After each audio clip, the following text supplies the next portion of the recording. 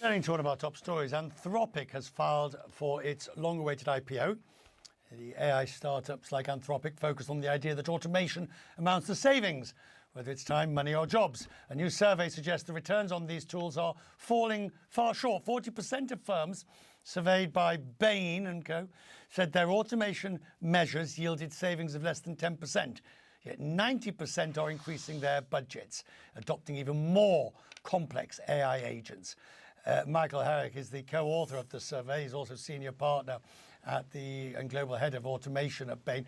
It reminds me of that famous line that they used to say about advertising. 50% of an advertising spend is worthwhile, 50% is wasted. The problem is you don't know which 50%. There's a sort of similarity here, isn't there? Sure is. Thanks, Richard, first of all, for having me. Couldn't agree more. I think, people are very, very focused on the technology, which is absolutely critical. But to really make the technology work, it actually takes people. And so, what we've discovered is, for many companies, it's not about the technology itself. It's actually about business processes and how people work together. And that's really why they're falling short. It's the old problem, though.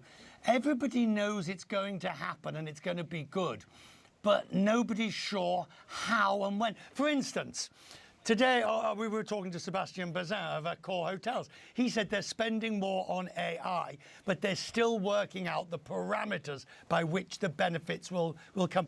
Isn't that to be expected at this point in the revolution?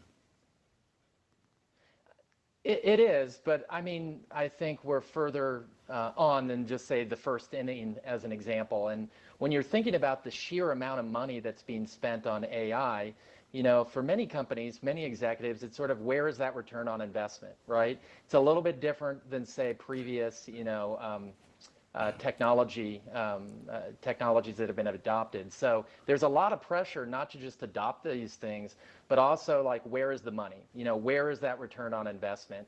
And what we see is in some cases it's pretty substantial, but for many, things fall short. So what should one do? It's going to be there. There's a trial and error period. What does your survey say that the smart company does in these scenarios? Yeah, a few things. As I mentioned, number one is not to just build a bunch of AI pilots and let them sort of,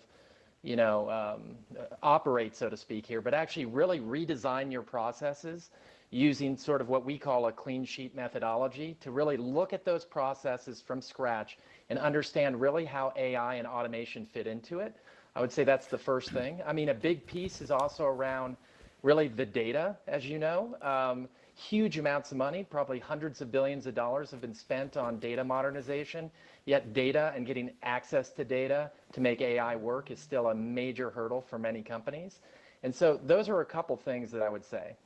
Right, but the core difficulty here is you say go back to ground zero and design your clean sheet. How many companies think they are actually doing it, but in reality are fooling themselves? Probably the majority are really fooling themselves, Richard, in the sense that, there's so much pressure, right, to implement AI. For most companies, they sort of take their business processes, they put out their, different AI or automation use cases, try to make that process just marginally better. But at the end of the day, there isn't necessarily a breakthrough. There are some companies, though, that have created tremendous breakthroughs by really redesigning their processes with AI inside, as opposed to just layering AI on top. You see, I'm not sure I fully understand what you then do in this scenario, because if you're the CEO and you've got to be on board this bus or this train that's leaving the station, and you're doing the best you can to make it as useful to you as possible, and you're basically saying you're tripping over your own shoelaces on the way to the train. So I don't know what you do.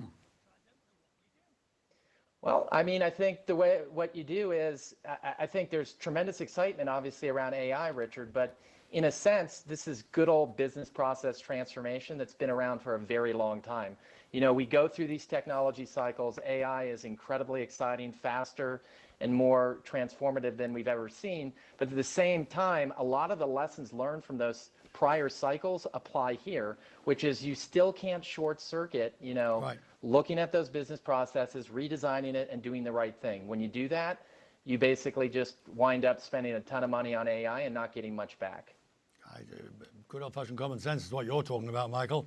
Good old-fashioned, which is what, bring it back into a bit of AI. Get rid of the hype. Thank you, sir. Grateful that you joined us. Thank you.